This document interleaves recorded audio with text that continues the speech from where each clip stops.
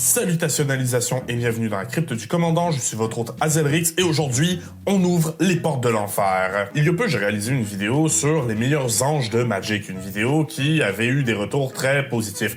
Et la première chose qu'on m'a demandé, c'est quand tu fais la même chose, mais avec des démons. Bah, c'est ça qu'aujourd'hui on va faire, on va regarder les 20 meilleurs démons du jeu. Les anges, j'avais fait 31, mais le fait étant que démons, c'est legit mon type de carte préférée si c'est pas top 5.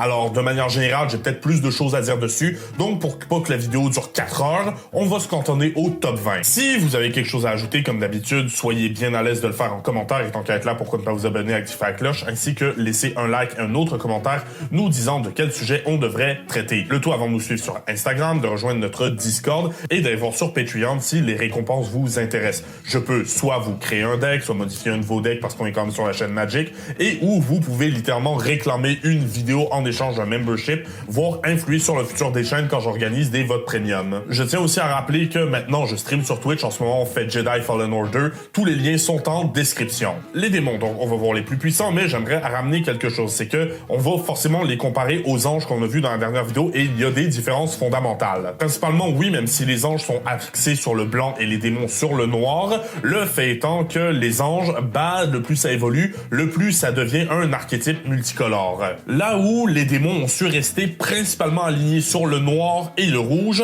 avec un petit peu de bleu qui commence à se mélanger dedans. Et aussi, les anges, bah, c'est le bien ultime, là où les démons sont le mal ultime. Et généralement, les anges vont tenter d'aider le propriétaire du deck, là où les démons vont venir nuire à tous les autres autour de la table. Bref, les anges sont là pour s'aider, là où les démons, ils vont nuire aux autres, mais aussi à toi-même. Ils vont te demander de payer de la vie, de prendre du dommage, et surtout d'apprendre à utiliser toutes les ressources à ta disposition pour attirer ton adversaire avec toi en enfer. Commençons tout de suite avec le bas du classement. La première carte dont on va parler, c'est Rutgers Rakasha, un démon qui a l'air tout droit sorti de la mythologie hindouiste. C'est pas comme si j'avais déjà fait une vidéo qui dit qu'on devrait avoir ce set. Donc Rutgers Rakasha pour 2 dans le mono noir, une 5/5 Trample, ça c'est vraiment des excellentes stats qui a Decay. Decay, ça veut dire que la créature ne peut pas bloquer et quand elle attaque, à la fin du combat, on la sacrifie. Mais elle a aussi une mécanique unique qui s'appelle Renew, c'est-à-dire qu'on peut payer X plus 2 noirs, on exile cette carte depuis notre graveyard et on met un Decade Counter sur jusqu'à X target creature. On ne peut le faire qu'en étant une sorcerie. Ça, en fait, c'est vachement fort. Du fait que comment ça marche les Decade Counter, ben, les compteurs de keywords, c'est littéralement un compteur qui vient se mettre sur la créature, mais qui, de manière générale, agit comme si la créature avec ce keyword. Par exemple, une créature qui a un flying counter, elle vole. Et là, on met des Decade Counter. On peut le faire que comme une sorcerie. Donc, par exemple, on peut pas faire d'accord, mais en réponse à ton attaque, je vais mettre un Decade Counter sur ta grosse menace pour que tu doives la sacrifier. Ça fonctionne pas comme ça. Mais quand même, ça permet de contrôler le board dans le sens où ça, c'est le genre de carte que tu vas vouloir dans ton graveyard. Pourquoi? Parce que si tu as un adversaire qui joue vraiment des grosses créatures qui font du dommage, des grosses créatures qui ont des effets intéressants quand elles connectent, voire même qui joue un deck qui matter quand il attaque, genre Ishni to Heavens at once, qui peut vraiment devenir une machine de guerre si tu le laisses faire, bah c'est le genre de carte qui peut te permettre de prévenir une win-con. Le seul problème, c'est que comme tu l'exiles du graveyard, vraisemblablement, tu vas pouvoir le faire une fois. Tu vas pas pouvoir la récupérer dans ta command zone, du fait que la créature n'est pas légendaire. Et ça, c'est le genre de carte qui a vraiment l'air d'avoir été designée pour le moderne. C'est bon quand on a 3 ou 4 dans le graveyard, mais en commander, il y a moyen de faire des trucs vraiment drôles avec. On parlait du fait qu'il se sacrifie quand il attaque et non quand il bloque. Donc une 5/5 tour 2 quand t'es celui qui attaque le moins autour de la table parce que les démons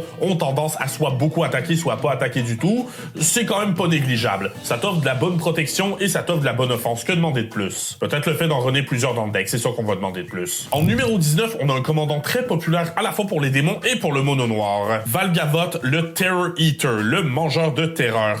Un whopping 9 de mana, dont 3 noirs pour une 9/9 Elder Demon, Flying, Lifelink, Ward, sacrifié 3 non-land permanent.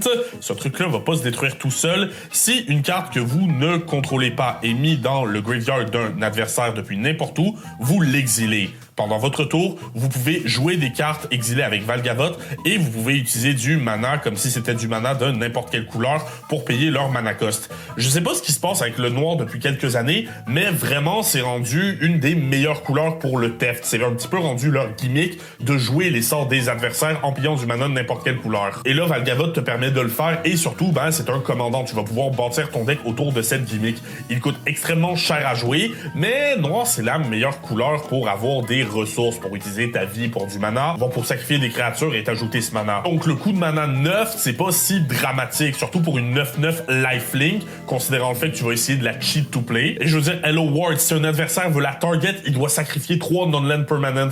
Peu importe ce qui se passe, il va falloir gérer Valgavoth, et la personne qui va décider de gérer Valgavoth, ben, va devoir faire des sacrifices. Là où ça peut être dangereux quand deux decks sacrifices s'affrontent, mais quand t'es rendu à jouer à c'est qui a la plus grosse pile du graveyard, c'est que Valgavoth, c'est le cadet de tes soucis. Mais malheureusement, ben, il a la faiblesse inhérente des cartes de Thèves, dans le sens que tu dépends énormément des decks de tes adversaires. Moi, littéralement, à chaque fois que j'ai essayé de bâtir un deck de Thèves, que ce soit, par exemple, dans le mono noir, que ce soit dans le sultai, que ce soit même dans le Esper, je me heurte toujours au même problème.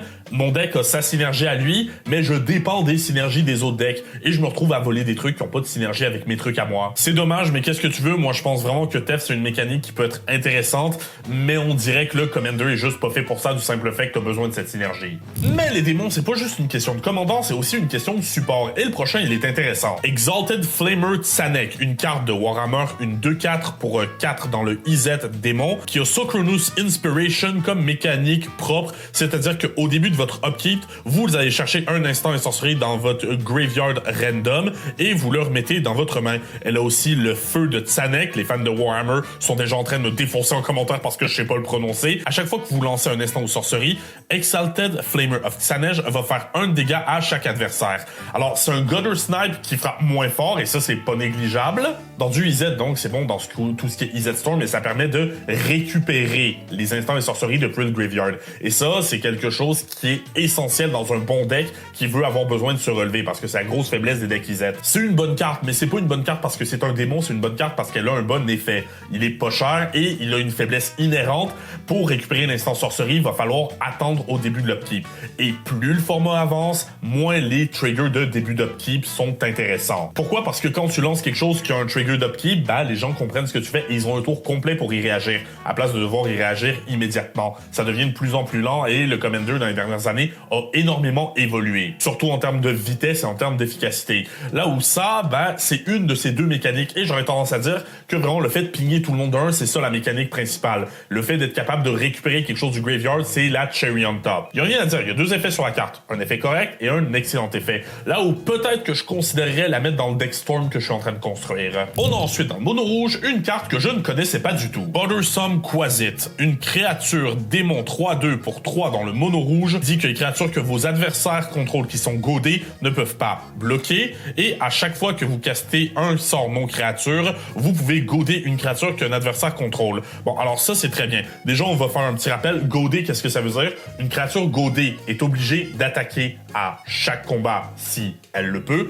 et elle attaque un autre adversaire que vous si elle le peut. Là où en plus, elle l'empêche de bloquer. Dans un deck goad, des créatures adversaires qui peuvent pas vous attaquer et qui en plus ne peuvent pas bloquer, ben, c'est juste des créatures qui sont presque inutiles en fait. Elle aussi menace, vous le sentez que c'est le genre de carte qui est vraiment faite pour synergiser avec les effets de connect, genre les trucs qui font que tu piges une carte quand tu fais du dégât, ou juste en général, c'est une bonne pièce pour les decks gold, c'est une bonne pièce pour les decks menaces, mais on en revient à ce que je disais tout à l'heure, c'est une bonne pièce, mais pas forcément un bon démon. Il fait pas grand chose pour ce type, si ce n'est le fait de permettre de connecter. Et comme je disais plus tôt, les démons, soit ça attaque beaucoup, soit ça attaque pas beaucoup. Et moi, définitivement, dans un deck démon, j'ai tendance à plutôt essayer de ne pas attaquer. Mais je vous expliquerai pourquoi plus tard. Prochaine carte, une MDFC, donc Clive, Ifrit Dominant. D'un côté, c'est un humain noble warrior de Final Fantasy en passant. Pour 6 dans le mono rouge, une 5-5.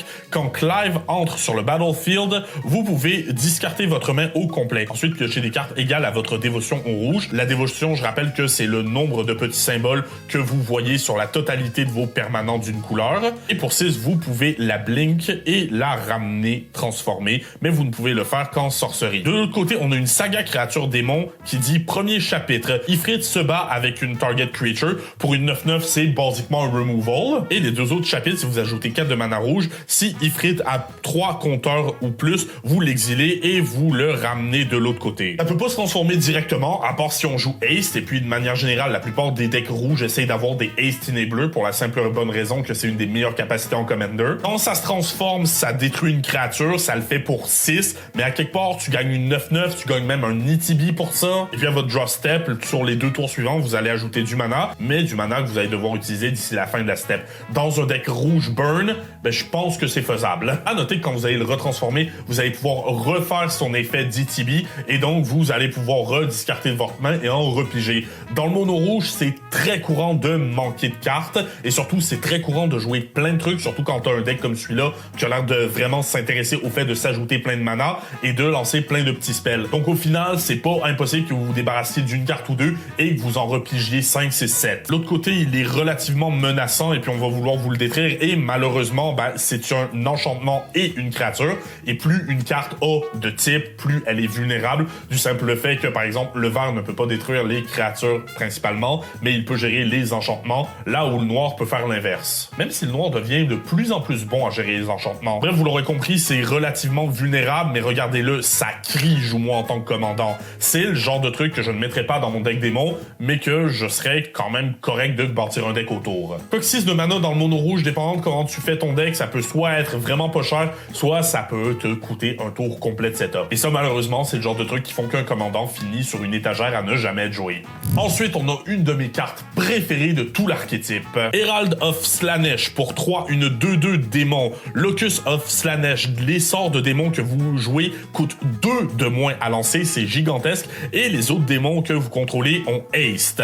Je maintiens ce que j'ai dit. Plus sérieusement, la plupart des démons coûtent relativement cher à jouer. On l'a vu avec le Valuavot. Et puis, de manière générale, ils coûtent autour de 6 pour la simple et bonne raison que un démon 6/6 qui coûte 6, ça fait 666. Googlez-le.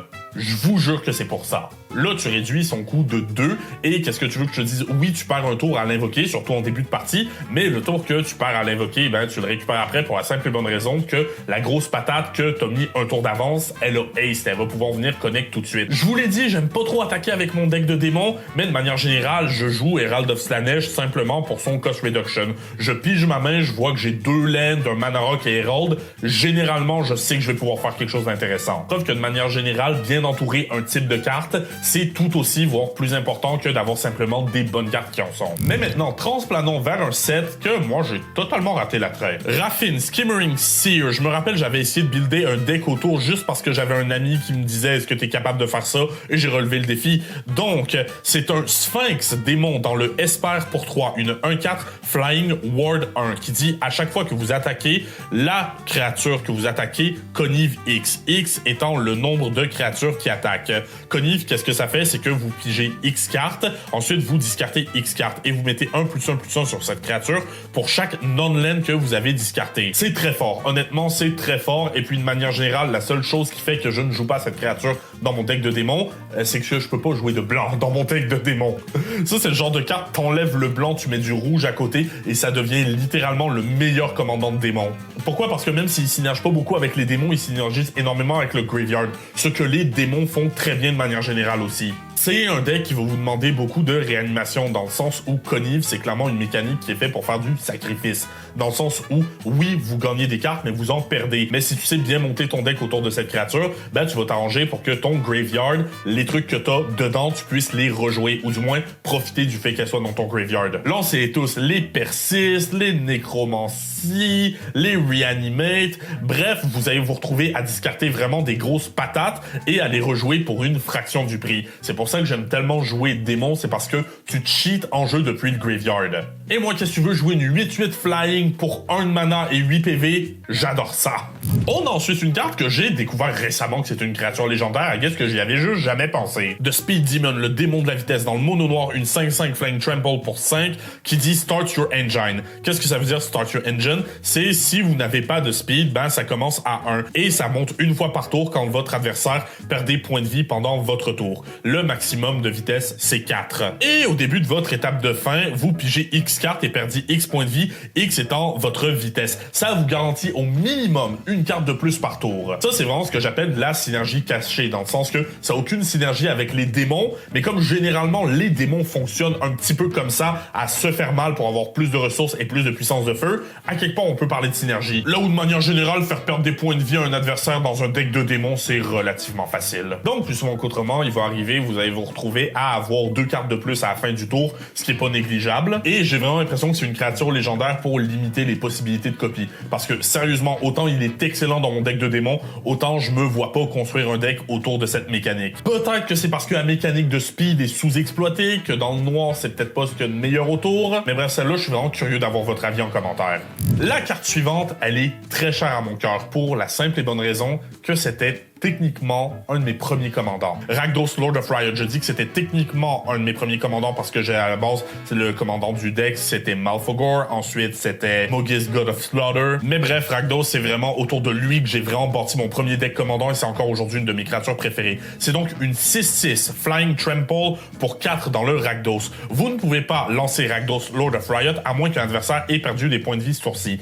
Et les créatures que vous lancez coûtent 1 de moins pour chaque 1 PV que vos adversaires ont perdu ce tour-ci. Vous pouvez pigner tout le monde de 1 et toutes vos créatures coûtent 3 de moins à lancer. Cette carte a clairement pas été designée pour le Commander. Ce qui est ironique parce que c'est retour vers Ravnica, c'est l'époque où le Commander commence à devenir populaire. Là où c'est une créature légendaire, principalement encore une fois probablement pour qu'on ne puisse pas la copier, ce qui est relativement faisable dans le rouge. Et au final, ben, cette limitation, ça fait que ça peut être la tête de votre deck et ça peut vous permettre de lâcher des gros démons très vite. Moi je me rappelle quand je le joue dans mon deck de démons, en fait je le joue encore dans mon deck de démons, c'est juste plus le commandant, ben je pouvais lâcher 3, 4, 5 gros démons par tour. Là où, ironiquement, c'est un bon commandant de démons, mais un excellent commandant pour un autre type de carte, les Eldrazi. Ben oui, forcément, vous faites 9-10 de dégâts par tour et vous crachez des Eldrazi pour 0. Vous mettez tout votre mana dans le burn, là où les Eldrazi, ben, ils viennent compléter. Il n'y a plus personne qui peut jouer à part vous parce que vous avez un deck Annihilator. Annihilator qui est une des meilleures et des pires capacités de l'histoire de Magic. Il me semble que Wizards of the Coast eux-mêmes se sont excusés de l'avoir imprimé. Mais bref, Rakdos, très cher à mon cœur et encore aujourd'hui au cœur de beaucoup de stratégies dans mon deck de démons. Je ne l'échangerai pour rien au monde. En plus, j'aimerais attirer votre attention sur le fait que le art de Rakdos Lord of Riot, il est magnifique. Ça, c'est à l'époque où tu avais des beaux ombrages, des belles textures. Non, vraiment, j'ai rien de négatif à dire sur Rakdos Lord of Riot. La prochaine carte, on retrouve un vieil ami. Valgavoth, Arrow of Soul, le deuxième Valgavoth de la liste, cette fois une 4/4 flying pour 4 dans le Rakdos. Ward Pay, 2 points de vie. À chaque fois qu'un adversaire perd des points de vie pour la première fois durant son tour à lui, vous mettez 1+1+1 sur Valgavoth et vous pigez une carte. Ça, c'est un petit peu le même genre de deck que Rakdos, mais à la place de vouloir faire perdre beaucoup de points de vie pendant votre tour pour jouer des Eldrazi, vous allez remplir votre deck d'auto-damage, de punition, de petites ping, et vous allez simplement faire grandir Valgavoth. Là où dans le Rakdos, ça peut être difficile de piger des cartes pour la simple et bonne raison que le rouge est pas bon à ça, et que le noir est pas bon à piger des cartes quand vous allez pas perdre des points de vie en plus. C'est un bon démon, mais c'est un encore meilleur commandant. C'est un genre de commandant qui va te faire pigner et qui va te faire apprécier à quel point c'est puissant de faire perdre un PV à tout le monde. C'est le genre de commandant qui peut être un petit peu détesté, mais c'est pour ça qu'il a Ward paye 2 points de vie. Là aussi, je me trompe pas, si un adversaire essaye de vous le détruire pendant son tour, il va perdre ses 2 points de vie, et vous allez techniquement avoir le trigger de Valgavoth. Donc, à quelque part, vous vous en sortez quand même avec une carte supplémentaire en main. Tu vois, dans toute la méta des démons, c'est une carte que j'aimerais plus voir. Une carte qui punit les adversaires. Pas juste qui leur fait mal, qui les punit pour jouer. Le genre de deck prison où tu t'en prends directement au point de vie de tes adversaires plutôt qu'à leur mana ou à leur phase d'attaque. De quoi rendre les decks prison un petit peu moins désagréables mais tout aussi puissants. On arrive dans le top 10 avec un autre de mes chouchous. En numéro 10, Rakdos de Muscle. Rakdos les muscles qui vient d'une extension que j'ai encore une fois ratée malheureusement. Donc pour 5 dans le Rakdos, c'est un démon mercenaire, une 6/5 Flying Trample. À chaque fois que vous sacrifiez une autre créature, vous exilez des cartes égales à sa mana value du top de la librairie d'un adversaire. Jusqu'à la fin de votre prochaine end step, vous pouvez jouer ces cartes et du mana de n'importe quel type peut être utilisé pour les jouer. Vous pouvez sacrifier une créature, Rakdos de Muscle devient indestructible et vous le tapez. Vous ne pouvez n'activer cette capacité qu'une fois à chaque tour. C'est très rare qu'on va avoir besoin de rendre Rakdos indestructible jusqu'à la fin du tour, 2 fois par tour. C'est vraiment juste pour éviter qu'on abuse des triggers de sacrifice. Alors, j'ai dit plutôt ce que j'en pensais des deck theft et je le maintiens, mais ça, c'est le genre de deck theft qui peut être intéressant dans le sens où votre commandant, c'est pas juste qu'il vole, c'est que c'est un sac outlet qui peut vous permettre de sacrifier quelque chose. Donc, moi, comment je le jouerais personnellement, c'est je ferais un deck qui va vraiment sacrifier plein de trucs, avoir plein de trucs intéressants, et le fait d'être capable de faire miller l'adversaire, ben, c'est juste un petit bonus bonus, et s'il a quelque chose d'utile, vous pouvez l'utiliser. Ça montre parfaitement ce que Tev devrait être. Ça devrait être un bonus et pas la mécanique principale du deck, pour la simple et bonne raison que vous avez bâti votre deck et qui va pas toujours synergiser avec ce que l'adversaire veut faire. Mais bon, ça reste un Rakdos pour beaucoup moins cher, et puis moi, Rakdos, vous le savez, il est dans mon cœur. En numéro 9, notre premier démon qui ne contient pas de noir, et ça, c'est assez rare pour le souligner. Ça vient de Nukapena, une extension qui me fait honnêtement ni chaud ni froid, un chat démon 5-4 dans le Naya pour 4. Les créatures que vous contrôlez ont +1/+0 et ont vigilance pour autant et si longtemps que vous contrôlez 3 créatures ou plus. Les créatures que vous contrôlez ont aussi +1/+0 et trample si vous en avez 6 ou plus, et elles ont encore +1/+0 et double strike si vous en contrôlez 9 ou plus. Jouez token. Littéralement jouez token. C'est un excellent token engine, et vous savez à quel point le Naya ça peut être bon en token, mais c'est clairement pas fait pour jouer démon. En fait, c'est probablement un démon juste pour une raison de l'ordre de Nukapena. Et en effet, c'est aussi un chat. Et les chats, c'est extrêmement puissant dans les decks populate. Sérieusement, ça demande juste à jouer token. Ça demande pas à sacrifier. Bref, très bonne carte, très bon commandant. Mais c'est pas un démon. Prochaine carte, on a un land et pas n'importe lequel. On parlait de jouer démon tout à l'heure, Westvale Abbey / Ordemal of Profen Prince.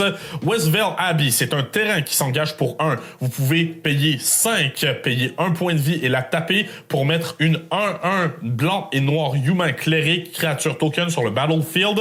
C'est difficile de traduire mot à mot. Et vous pouvez payer 5, la taper, sacrifier 5 créatures et la transformer et la détaper. De l'autre côté, c'est une mono noire 9/7, vol, lifelink, indestructible et haste.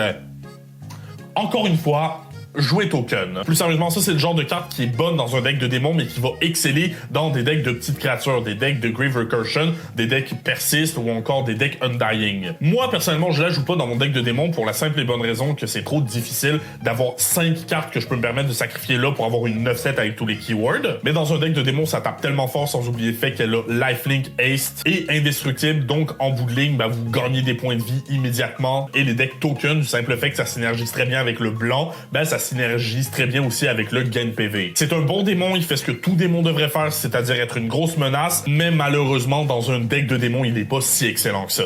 Notre prochaine carte en numéro 7, c'est Archfiend of Dross, une 6/6 pour 4 qui vole un Phyrexian démon, les Phyrexians étant vraiment une grosse menace depuis quelques années. Archfiend of Dross entre sur le battlefield avec 4 contreurs oil dessus. Au début de votre upkeep, vous enlevez un oil counter de Archfiend of Dross. Ensuite, s'il n'a plus de oil counter, vous perdez la partie. À chaque fois qu'une créature qu'un adversaire contrôle meurt, il perd 2 PV. Les decks de démons ont beaucoup de removal, les decks de démons ont beaucoup de burn, ils frappent fort, donc ça démolit les bloqueurs. Ça, c'est bien. Après, vous perdez la partie après 4 tours. Mais vous jouez démon, et les decks de démons, vous savez avec quoi ça synergise? Avec le sacrifice et le Grave Recursion. Donc, en bout de ligne, c'est vraiment le genre de carte que vous allez envoyer dans le graveyard, ramener, bling. Bref, vraiment, si vous perdez à cause de son effet, c'est que vous n'avez pas joué votre deck de démon. Mais je la mets pas dans mon deck de démon, du simple fait que oui, ça tape fort pour 4, mais je fais déjà beaucoup mieux, et honnêtement, moi, je la trouve pas si bien que ça. Je la trouve même un petit peu surcotée, et c'est là qu'en commentaire, vous me dites que draftism.com, c'est peut-être pas un site de référence, mais c'est là où je trouve toutes mes listes. Prochainement, on a le retour d'un vieil ami. En numéro 6, Omnixilis, le Captive Kingpin. Omnixilis qui mériterait une vidéo entière à lui. C'est donc un démon 4/3 dans le Rakdos pour 4, Flying Trample. À chaque fois qu'un adversaire ou plus perd chacun exactement 1 point de vie, vous mettez un +1/+1 sur Omnixilis Captive Kingpin et vous exilez le top card de votre librairie. Jusqu'à la fin de votre prochaine end step, vous pouvez jouer cette carte. Exiler, jouer jusqu'à la fin de l'end step, c'est l'équivalent rouge de dire pige une carte, du simple fait que vous avez tendance à exiler des petits trucs qui coûtent pas cher et que vous avez beaucoup de mana generation. Du mana éphémère, mais du mana generation quand même. Là où Omnixilis, il devient de plus en plus puissant à chaque fois que vous le faites. Et puis, de manière générale, c'est encore un bon deck pour les ping créatures. Là où il y a une faiblesse, c'est que ça dit exactement 1 point de vie, donc tout ce qui est damage doubler, damage tripler, vous vous assoyez dessus essentiellement. Et j'ai l'impression que c'est une carte qui sait pas où elle veut aller. Oui, elle veut faire du dégât, mais pas trop. Oui, elle veut te permettre d'avoir du card advantage, mais pas trop. Oui, elle veut devenir grosse, mais pas trop. Dans le sens où quand elle va devenir très grosse, elle va aussi devenir une menace et elle a pas ward, elle a pas exproof, elle a pas shroud. Bref, c'est une carte qui est assez vulnérable. Elle a même 3 toughness et ça veut dire que vous pouvez vous en faire démolir avec du burn. Et vu que vous jouez pas de vert, qu'est-ce que vous voulez que je vous dise? L'arc casté pour 8, ça va être chiant. Donc si vous la jouez comme commandant, je vous conseille très fortement de pas avoir un deck qui est trop focus sur le commandant. Dit-il en jouant Karvek de Merciless. Maintenant, la prochaine carte, je suis très étonné de pas l'avoir dans le top 3. En numéro 5, Razaket de Foul Blooded, une 8-8 Flying Trample démon légendaire pour 8. Vous pouvez payer 2 points de vie, sacrifier une autre créature et vous allez simplement tutor une carte. Les tutors, c'est fort. Un tutor, qu'est-ce que c'est pour les néophytes? C'est simplement le fait d'aller chercher une carte et de la mettre dans ses mains. Et là, c'est un vrai tutor, c'est-à-dire que vous allez chercher n'importe quoi. C'est ça, vous vous dites, oui, vous perdez 2 points de vie, oui, vous sacrifiez une créature. On est dans le noir! Sacrifier une créature, c'est limite un avantage. Sérieusement, entre toutes les créatures qui ont des bons death trigger, toutes les façons de ramener des créatures avec des bons ZTB du graveyard, et cette carte, le nombre de fois où est-ce qu'elle m'a fait gagner, cette carte, si vous me dites qu'elle m'a fait gagner des parties au-dessus de 20 fois dans la dernière année, je vous crois. C'est tout le temps une des premières cartes que je vais tutor, et puis de manière générale, juste 8 de mana dont 3 noirs. Elle est marquée, sacrifie quelque chose, va chercher Grey Merchant of Asphodel et extorque tout le monde pour 10 000. Et personnellement, même si ça fait un bon commandant, je la trouve bien plus pertinente d'en la mettre dans les 99. Pourquoi? Ben parce que vous allez pouvoir la jouer avec d'autres couleurs que le noir, et donc profiter d'encore plus d'effets. La prochaine carte, je peux dire tes conneries, mais il me semble que c'est un des, si ce n'est le démon le plus joué en commandant, et je comprends pourquoi. Vilis Broker of Blood, une 8-8 pour 8 démon qui a Flying. Vous pouvez payer 1 noir et 2 points de vie. La créature ciblée a moins jusqu'à la fin du tour. Mais à chaque fois que vous perdez des points de vie, vous perdez autant de cartes. Tu m'envoies ta 15-15? Cool! Je pige 15 cartes! Sérieusement, je dis que le noir, c'est la meilleure couleur pour les ressources alternatives. Vilis s'en est la preuve. Vous avez une 4-4 problématique? Parfait, vous avez juste à avoir 4 mana d'open et 8 points de vie. Vous pigez 8 cartes et vous vous en débarrassez. Ça passe même par-dessus le Indestructible. Indestructible qui est de moins en moins bon en commandant quand il pense. C'est un bon commandant, c'est un bon démon. Ça synergise pas avec les démons, mais comme je disais plus haut, ça a de la fausse synergie dans le sens que les démons vont généralement aller dans cette direction et ça, c'en est un excellent. Plus on a tendance à oublier, mais une 8-8 qui vole, ça reste une 8-8 qui vole. Son seul défaut en tant que commandant, ce serait le manque de protection. Là où, dans les 99, elle va directement dans le grave. Mais encore une fois, ben on joue du noir. Le grave recursion, c'est de plus en plus essentiel. Et moi, j'adore ça, envoyer Vilis directement depuis mon deck dans le graveyard et le ramener pour 1 mana et 8 PV. Ah, je suis vraiment une plaie, hein? Les 9 et 10 mai 2026 se tiennent la convention Hivemind à l'école secondaire La Ruche à Magog. Je serai là le 9 mai au programme tournoi de jeux vidéo comme 2XKO, Super Smash Bros et bien d'autres. Et l'ironie étant que le lendemain, je ne pourrai pas être là parce que j'ai un petit peu une cuisine à aller gérer, mais ça aura du Magic the Gathering. Alors je serai pas là en tant qu'invité, je serai là en tant que travailleur bénévole pour l'organisation que je représente. Je serai le photographe et vidéographe. Mais ça implique que plus vous venez, plus on aura des photos avec des gens et plus donc il y a des chances que ça se reproduise. Et si vous voulez juste venir pour taper la discute, pour prendre des photos avec moi ou simplement parce que vous aimez Magic et les jeux vidéo, vous êtes les bienvenus. Venez nombreux, veuillez cosplayer. Sur ce, on se revoit le 9 mai et on retourne à la vidéo. En numéro 3, un démon que moi personnellement je joue pas du tout et je comprends toujours pas pourquoi. Bloodletter of Aklazoth pour 4 dans le noir, un démon vampire 2-4 qui vole. Si un adversaire devait perdre des points de vie pendant votre tour, ils perdent le double de points de vie à la place. Les démons, ça tape fort. C'est littéralement tout ce que j'ai à dire. Et là, ça tape 2 fois plus fort. En fait, c'est peut-être pour ça que je la joue pas, c'est que les démons de base, c'est un type qui tape très fort. Alors au final, je le double, mais est-ce que j'ai vraiment besoin de ce double? J'ai l'impression que c'est une carte qui a plus été designée pour les petits decks aggro, les decks où tu crées des 2-2 zombies, les decks où tes 1-1 et tes 2-2, ils vont faire du 2 et du 4 de dégâts à la place. Et puis on a tendance à oublier, mais c'est un démon vampire dans un deck Edgar Markov, c'est le genre de truc qui fait extrêmement peur. Bref, moi je la joue pas pour la simple et bonne raison que mon deck de démon il tape assez fort comme ça. Ça me sert à rien de t'overkill de 40 si je t'overkill déjà de 20. Mais ça reste une excellente carte et je comprends pourquoi c'est notre numéro 3. En numéro 2, quelque chose qui devrait peut-être être en numéro 1 et quelque chose qui va avoir sa vidéo, je vous le dis tout de suite, abonnez-vous pour pas la rater. Grizzlebrand, une 7-7 pour 8 Flying Lifelink qui dit simplement paye 7 points de vie, pige 7 cartes.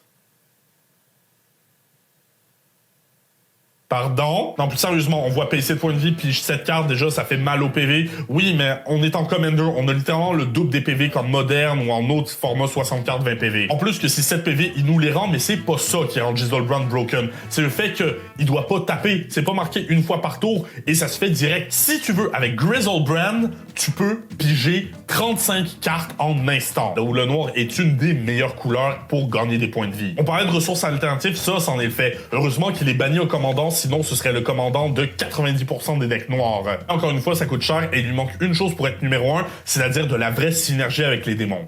Et puisqu'on en parle, en numéro 1, on va avoir mon démon préféré du jeu, un de mes commandants préférés, ça fait très longtemps que je vous en parle, Be'lakor de Dark Master dans le Grixis, une 6-5 démon noble qui vole, qui a Prince of Chaos, sa mécanique propre. Quand Be'lakor de Dark Master entre sur le battlefield, vous pigez X cartes et vous perdez X points de vie. X étant le nombre de démons que vous contrôlez. Il vous assure donc de piger une carte minimum quand il est TB. Et Lord of Torment, à chaque fois qu'un autre démon entre sur le battlefield sous votre contrôle, il fait du dégât égal à son power à n'importe quelle cible. Ça peut être du bon removal. La seule chose qui va l'arrêter, c'est indestructible, et comme on l'a dit, indestructible, c'est de moins en moins joué. Aujourd'hui, à la place d'essayer de tanker le dégât, on préfère le prévenir, comme par exemple avec du Hexproof ou du Ward. Là où les démons en tant que tels, d'habitude, c'est plutôt des decks mono noirs ou des decks Rakdos. Et je l'ai dit tout à l'heure, mais ça implique que la grosse faiblesse, c'est le card draw. Be'lakor, c'est du Grixis, il a du bleu. Et le bleu, ça pige de chez pige. Moi, ce que j'aime beaucoup faire dans mon deck Be'lakor, c'est copier mes créatures, parce que les copies, c'est probablement mon archétype préféré, et de manière générale, j'essaie de copier Be'lakor. Pourquoi? Parce que 2 Be'lakor vont faire le double de dégâts en burn quand un démon entre en jeu. C'est pas une blague. À ma dernière game, je sais pas comment j'ai réussi, mais toutes ces copies-là, c'était des Be'lakor. Plus le Be'lakor original. Et ce qui est aussi intéressant, c'est de donner lifelink à tes démons, parce que la carte spécifie bien que c'est le démon qui entre en jeu, qui fait du dégât à n'importe quelle cible. Et comme la plupart des démons ont des pouvoirs de 5, 6 ou plus haut, ben, vous jouez votre créature, elle fait du dégât à un adversaire ou à une créature qui va probablement en mourir, et vous, ben, vous vous en ressortez avec plus de points de vie. Be'lakor, comment je l'ai bâti, je devrais vous faire une vidéo, mais c'est le genre de deck où tu sacrifies, tu ramènes du graveyard, tu blinks, c'est un deck DTB, synergie, démon. Et tout au long de la vidéo, je l'ai dit, mais la synergie, c'est ce qui manque grandement aux démons en général. C'est un deck qui n'est jamais à court de ressources. Moi, ça m'est déjà arrivé de commencer un tour avec 2 points de vie et gagner ce tour-ci. En vomissant ma librairie, et si ma mémoire est bonne, la dernière fois que c'est arrivé, j'ai fini avec 140 PV. Je rappelle que j'en avais 2 au début du tour. Là où quand vous copiez Be'lakor, ben vous avez juste à lancer un démon 8-8, et si vous avez par exemple 3 Be'lakor, ben vous faites 24 de dégâts dans n'importe quoi. Vous pigez à profusion, dans Be'lakor, ça monte extrêmement vite. Et si vous vous rappelez de la vidéo sur les combos qui one-shot,